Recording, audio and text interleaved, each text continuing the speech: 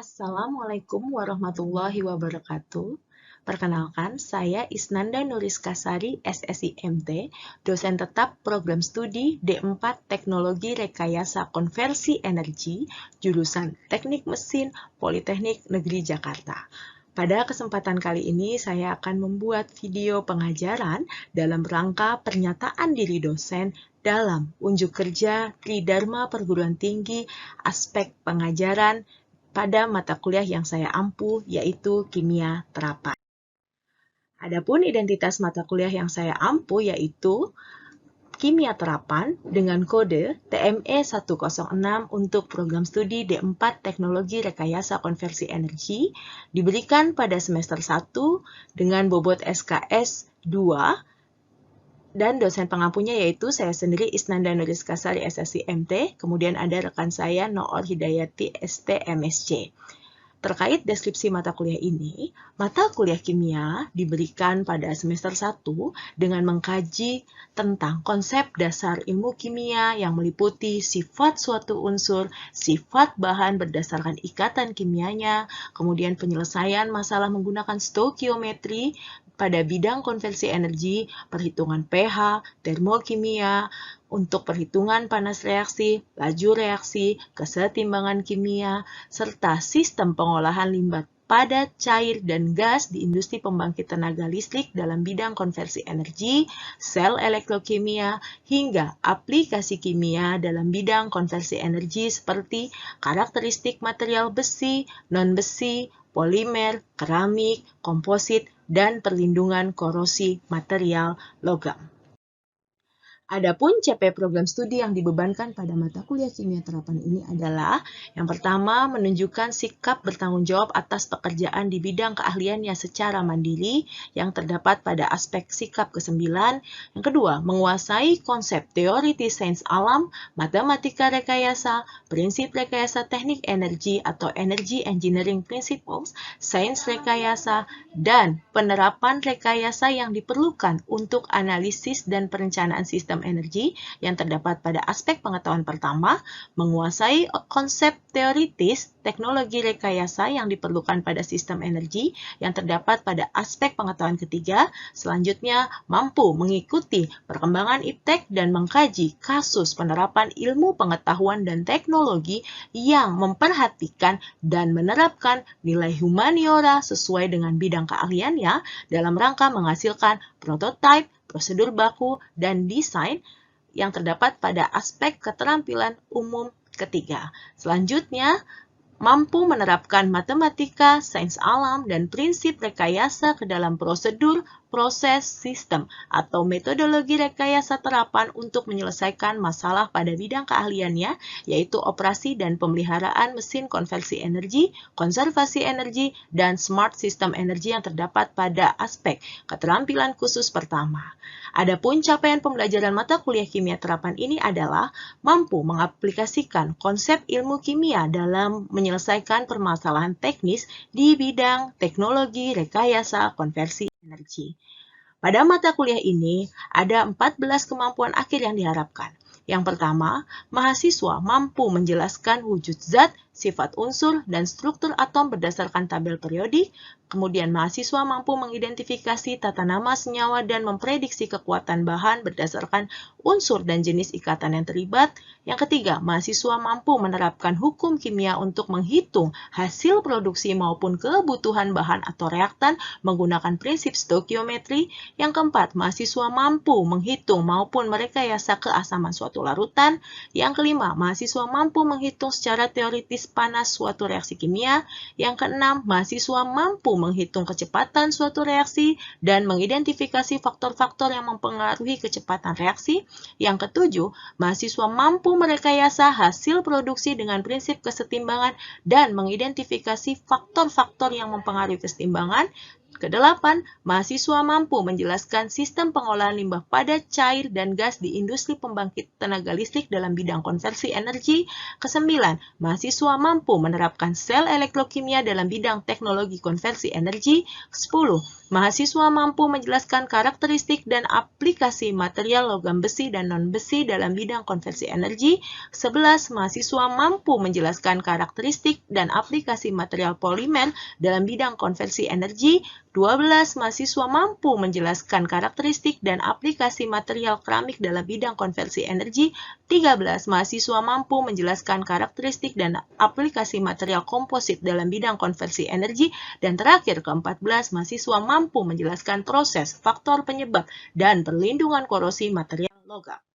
Adapun material pembelajarannya yaitu sebagai berikut. Terdapat 14 topik materi pembelajaran selama 1 semester, yaitu pengenalan unsur kimia dan sifatnya dalam tabel periodik, ikatan kimia dan tata kimia, stoikiometri kimia, asam basa, termokimia, laju reaksi, kesetimbangan kimia, jenis-jenis limbah padat, cair, dan gas beserta teknik pengolahannya, sel elektrokimia, logam besi dan non-besi, ilmu bahan polimer, bahan keramik, bahan komposit, dan terakhir korosi dan pencegahannya. Baik, untuk metode penilaian dan pembobotan terdiri dari tugas 30%, UTS 30%, dan UAS 40%. Dan berikut jadwal pembelajaran selama 1 semester, di mana terdapat 18 minggu pertemuan, yaitu minggu 9 adalah UTS, dan minggu ke-18 adalah UAS. Baik, untuk micro teaching PDD UK TPT, saya akan mengambil topik pada pertemuan keempat dengan kemampuan akhir yang diharapkan, yaitu mahasiswa mampu menerapkan hukum kimia untuk menghitung hasil produksi maupun kebutuhan bahan atau reaktan menggunakan prinsip stoikiometri. Pokok bahasannya adalah terkait stoikiometri kimia, di mana terdapat yang pertama hukum-hukum dasar kimia, yang kedua konsep mol, dan yang ketiga adalah perhitungan stoikiometri kimia. Untuk SAP Micro Teaching PDD UK TPT, terdapat tahap pendahuluan, penyajian, dan penutup sebagai berikut. Media dan alat yang digunakan adalah laptop, LMS, Learning Management System yaitu e-learning Politeknik Negeri Jakarta, dan Zoom. Untuk tugas mandiri akan diberikan sebagai bentuk evaluasi terhadap mahasiswa terkait materi yang diberikan dosen, yaitu dengan mengerjakan soal berikut ini, dengan rubrik penilaian tugas adalah sebagai Bismillahirrahmanirrahim. Assalamualaikum warahmatullahi wabarakatuh. Selamat pagi anak-anak. Pagi hari ini kita Waalaikumsalam warahmatullahi wabarakatuh. Selamat pagi, Bu. Seluruhnya ya, izinkan Ibu untuk memimpin doa. Mari kita berdoa menurut agama dan keyakinan. Semoga perkuliahan hari ini berjalan lancar. Berdoa dipersilahkan. Amin, amin ya rabbal alamin. Baik, izin Ibu akan presensi terlebih dahulu ya, teman-teman ya. Agung hadir ya. Agung hadir, Ibu. Kemudian Izata hadir. Hadir, Bu. Ya, hadir. Ya, baik. Alhamdulillah semuanya hadir ya, teman-teman ya. Oke, selanjutnya izinkan Ibu untuk mempresentasikan materi terkait stoikiometri. Ya, materi yang akan kita bahas hari ini adalah stoikiometri kimia, yaitu kita hari ini berada dalam pertemuan keempat ya, teman-teman ya. Adapun tujuan dari materi hari ini adalah yang pertama, mahasiswa mampu menjelaskan hukum-hukum dasar kimia, kemudian yang kedua, mahasiswa mampu menjelaskan konsep mol, dan yang ketiga, mahasiswa mampu menerapkan hukum kimia untuk menghitung hasil produksi maupun kebutuhan bahan atau reaktan menggunakan prinsip stoikiometri. Agenda pembahasan hari ini adalah yang pertama, hukum-hukum dasar kimia, yang kedua, konsep mol, dan yang ketiga, perhitungan stoikiometri kimia. Apakah jelas rekan-rekan? Jelas ya? Ya. Oke, baik teman-teman, kita review dulu materi pekan lalu terkait ikatan kimia, tata nama senyawa, dan penyetaraan reaksi kimia, agar kita bisa related ke materi stoikiometri. Oke, untuk di bidang konversi energi, salah satu emisi gas yang dihasilkan dari pembakaran karbon adalah unsur CO2. Ini ikatannya apa? CO2? Vokalen, Bu. Vokalen, karena sama-sama non-logam unsur karbon dan oksigennya. Kemudian apa nama senyawa SO2 yang dihasilkan dari pembakaran sulfur? Sulfur dioksida, Bu. Dioksida, betul. Kemudian untuk reaksi pembakaran karbon, ini sudah setara ya. Kemudian untuk hidrogen belum setara. Setara, Bu. Supaya setara gimana, Nak? Belum setara. 2H2 Gimana menjadi 2H2 tambah O2 menjadi 2H2O. Baik. Jadi materi pekan lalu sudah oke ya, Nak? Baik. Selanjutnya, Ibu akan menyemangati kalian terlebih dahulu untuk ingat, kita harus selalu do your best and God will do the rest. And then, nafas adalah amanah dan fighting menuju Indonesia emas. Semangat, mari kita lanjut ke pembelajaran hari ini. Kita masuk yang pertama, yaitu hukum-hukum dasar kimia. Jadi di dalam stoikiometri, kita akan melakukan perhitungan kuantitas dari suatu reaksi yang terjadi. Nah, yang mendasari stoikiometri itu adalah hukum dasar kimia ini. Ada 5 hukum dasar kimia. Yang pertama adalah hukum kekekalan massa.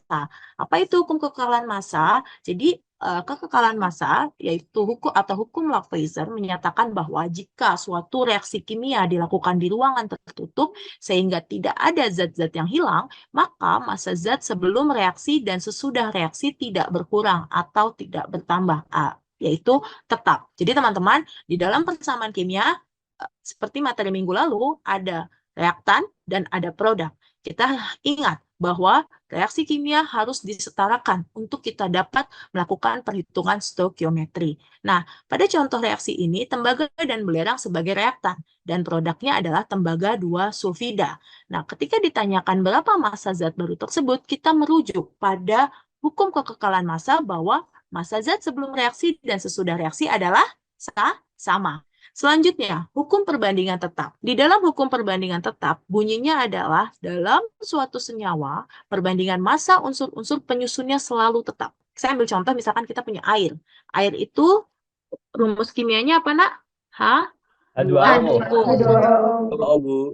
Nah, air mengandung 11,19% hidrogen dan oksigen 88,81%.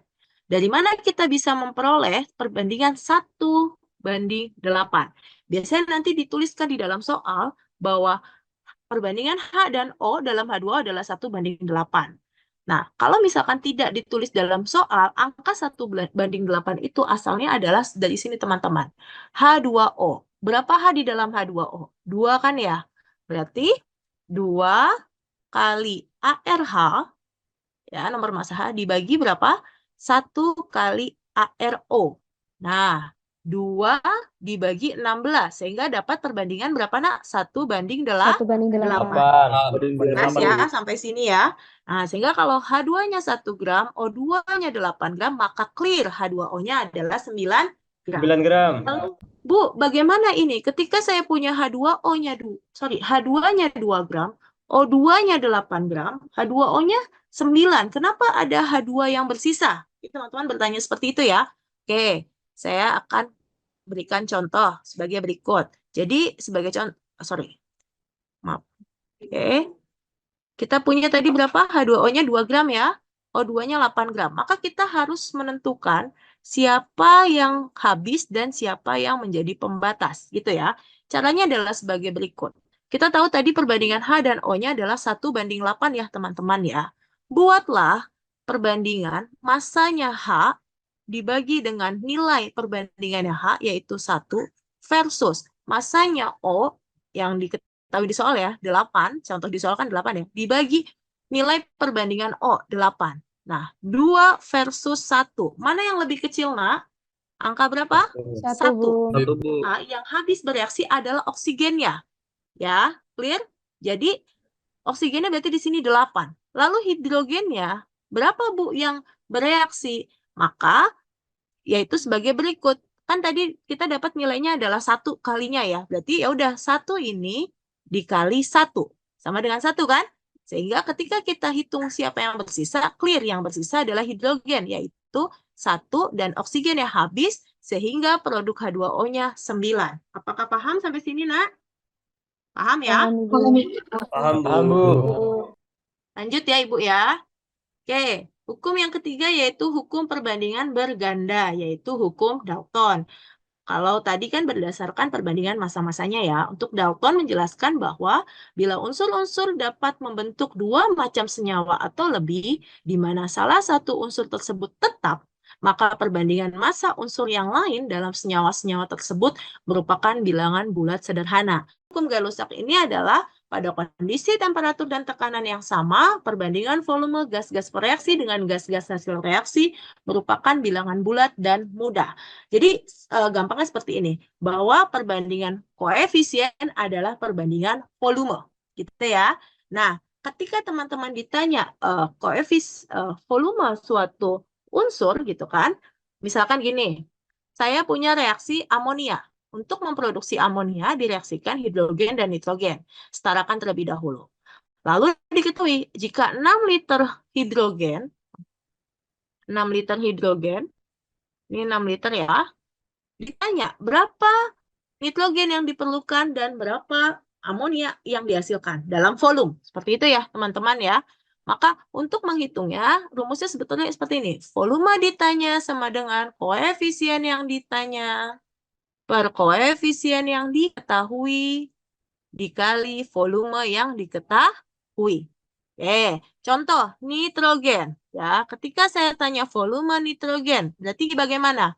1/3. Kenapa 1/3? Koefisien nitrogen 1, koefisien hidrogen 2, dan volume yang diketahui kan volume hidrogen kan, yaitu 6. Jelas ya sampai sini ya?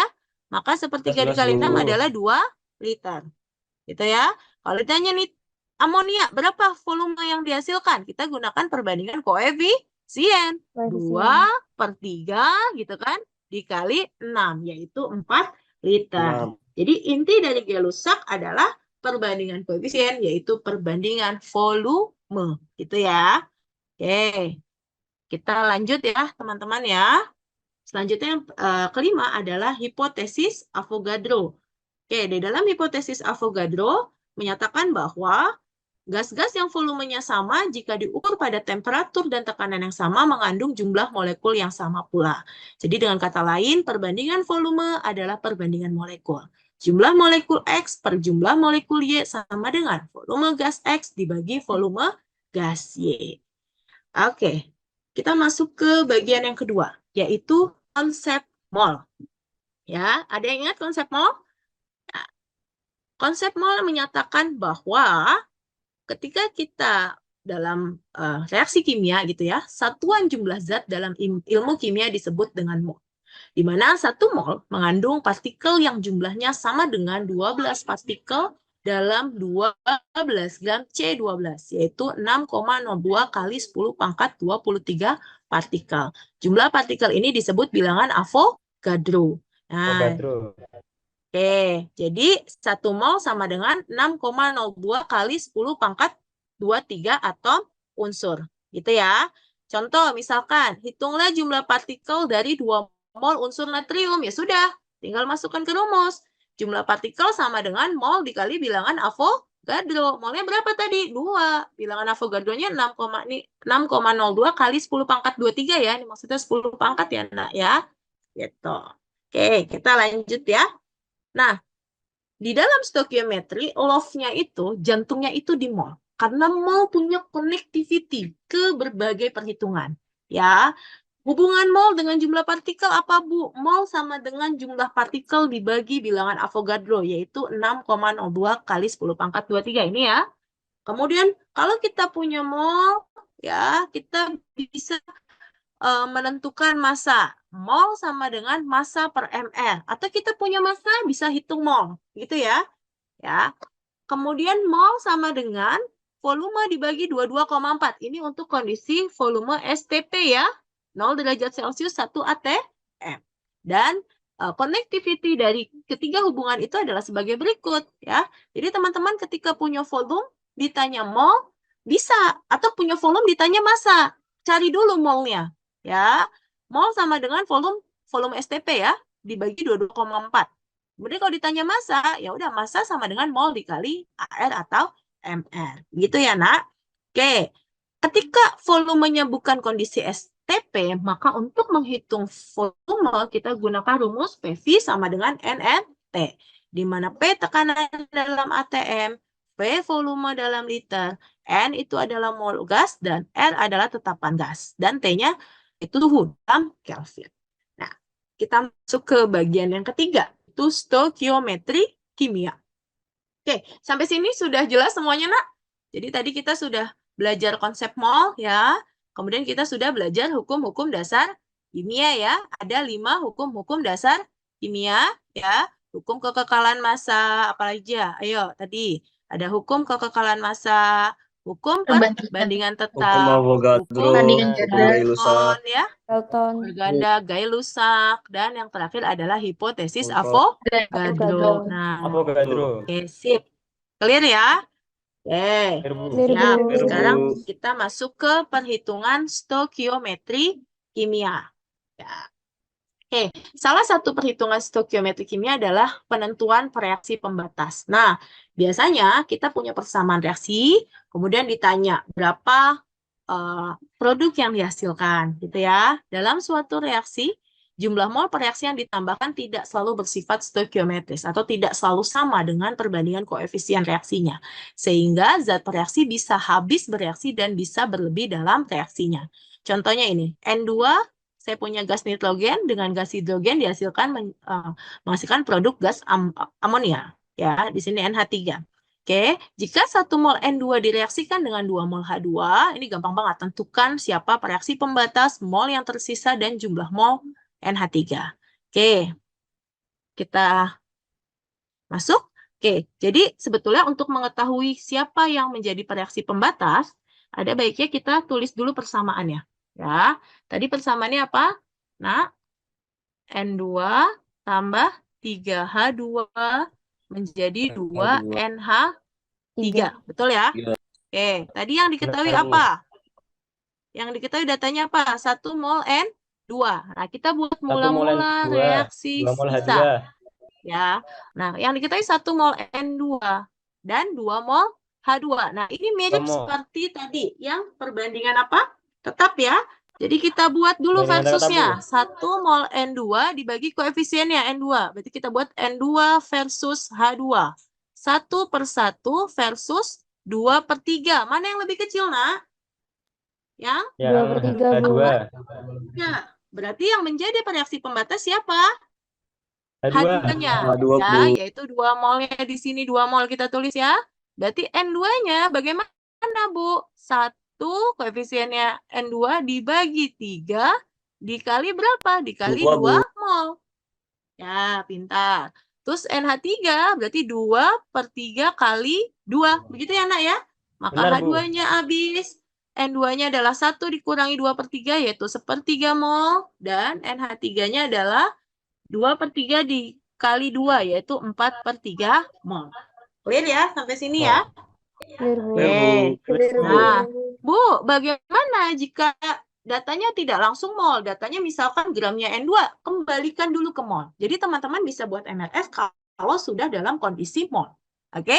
Kalau sudah kondisi mol, untuk menentukan reaksi pembatas, pakai cara yang tadi Ibu sampaikan. Ya, kita harus mengetahui siapa yang habis bereaksi dengan membaginya dulu terhadap koefisiennya. Oke, contoh soalnya. Suatu cuplikan mengandung pirit, FeS, dengan berat 88 gram. Bereaksi dengan HCl menghasilkan FeCl2 dan gas H2S. Jika dihasilkan produk berupa 15 liter gas H2S diukur pada saat 2,5 liter gas nitrogen bermassa 3,5 gram, tentukan persentase massa FeS pada cuplikan tersebut. Berarti, kalau ada soal seperti ini, teman-teman harus tahu dulu reaksinya seperti apa. Reaksinya bagaimana ini? FeS ditambah HCl, gitu kan ya? Menjadi FeCl2 tambah H2S. Setarakan dulu, ya. Cl-nya ada 2 di kanan, maka di sini 2 HCl. Gitu ya. H-nya sudah sama, S-nya sudah sama. Clear ya? Lalu Anda punya 88 gram FeS, gitu kan?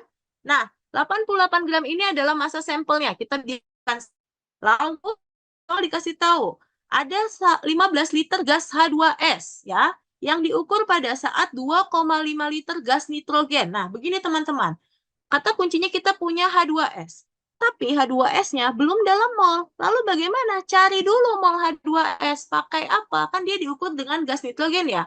N1 per V1 sama dengan N2 per V2. Gitu ya.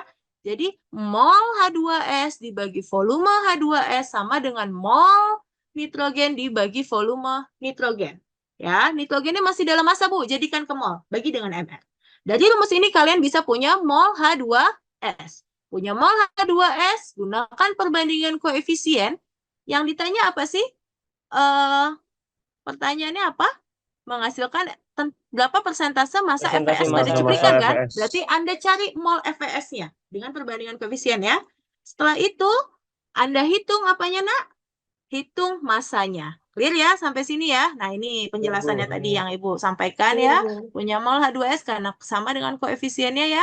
Maka kita bisa hitung mol FVS, kemudian bisa punya massa FVS yaitu mol dikali mR. Setelah itu, persentase massa FVS adalah perhitungan 66 gram ini dibagi tadi massa sampel yang ada di soal. Gitu ya. Dapatlah 75%. Jelas ya? Jelas, Bu. Mudah-mudahan Jelas, jelas. Bu. Jadi kesimpulan hari ini, stokiometri adalah ilmu yang mempelajari kuantitas produk atau pengukuran elemen pada reaksi kimia. Stokiometri didasari oleh hukum dasar kimia, yaitu hukum kekekalan massa, perbandingan tetap, perbandingan berganda, Boyle-Gas-Lussac, dan hipotesis Avogadro, serta hubungan antara mol dengan jumlah partikel, massa zat, volume, dan konsentrasi merupakan dasar perhitungan kimia untuk menentukan kebutuhan reaktan dan jumlah produk yang dihasilkan dalam suatu persamaan kimia. Baik, sebelum saya berikan diri, ada pertanyaan, Nak? Dari Agung, Bramantio, Izata, dan lain-lain. Ada yang ditanyakan? Silakan, mungkin satu pertanyaan. Ya, mungkin satu pertanyaan dari Ijata. Silakan, Izata. Bu, mungkin Halo. saya, ya Bu, mungkin saya izin mengonfirmasi lagi Bu. Jadi kalau misalnya semua yang diketahui belum dalam bentuk mol, itu harus diubah lagi ke mol semua ya Bu. Dan dalam bentuk standar jika yang diketahui volumenya langsung dibagi sama 22,4 tadi ya Bu. Iya, betul. Jadi kalau di dalam kita punya reaksi persamaan kimia, kemudian ada pertanyaan ya terkait berapa massa, volume, dan lain-lain. Nah, kuncinya jadikan dulu data yang diketahui ke mol. Baru kita bisa bergerak ke perbandingan koefisien. Ya, tetapi untuk bergerak ke perbandingan koefisien, kita lihat dulu ini reaksi pembatas atau tidak. Kalau ada dua data di reaktan yang diketahui, ya, di reaktan ya, itu pasti reaksi pembatas. Ya, jadi harus cari mol masing-masing bagi dengan koefisiennya. Tapi kalau hanya ada salah satu, entah di produk atau di reaktan, berarti itu tidak reaksi pembatas langsung dengan perbandingan koefisien. Nah, ketika sudah dapat mol dari yang ditanya, barulah kita bergerak. Apa maksud pertanyaannya? Apakah volume, jumlah partikel, atau apa? Gitu ya. Kalau STP langsung bagi 22,4, tapi kalau kondisi ada tidak STP, pakai PV-NRT. Gitu ya. Oke, mungkin Yusuf satu lagi. Silakan Yusuf. Terima kasih Baik, Bu Bu. jawabannya. Terima kasih atas Ya. kesempatannya. Saya mohon izin bertanya. Jadi yang tadi itu MBS mula-mula bereaksi sisa. Kalau semisal reaksinya itu ada lebih dari 2, 3, 4, 5 gitu, Bu. Itu yang jadi reaksi pembatasnya tetap hanya ada satu atau mungkin Satu, lebih betul. dari satu, Bu? Hanya ada satu. Jadi kita harus bagi dengan koefisiennya mana yang paling kecil, itu yang menjadi pembatas kita. Itu ya. Clear ya sampai sini ya. Baik, Karena Bu. Terima kita kasih butuh banyak, Bu. berapa nilai perbandingan yang terkecilnya. Oke. Paham? Sampai sini hanya ada satu. Bu. Oke. Baik, Bu. Siap. Paham, Bu. Alhamdulillah Bu. tercapai semuanya Oke, ya. Bu. Paham ya? Oke, ada tugas mandiri yang teman-teman harus kumpulkan di e-learning. Ini tidak jauh seperti yang tadi saya ajarkan. Cuma ini reaksinya more complicated. Jadi kita mau produce nitrogen. Kita tahu nitrogen banyak kegunaannya khususnya di bidang teknologi rekayasa konversi energi. Begitu ya teman-teman ya. Produce nitrogen dari gas amonia dengan CuO. Kemudian di sini yang ditanyakan adalah berapa N2 yang dibentuk. Gitu ya. Dari 18,1 gram NH3 dan 90,4 gram of CuO.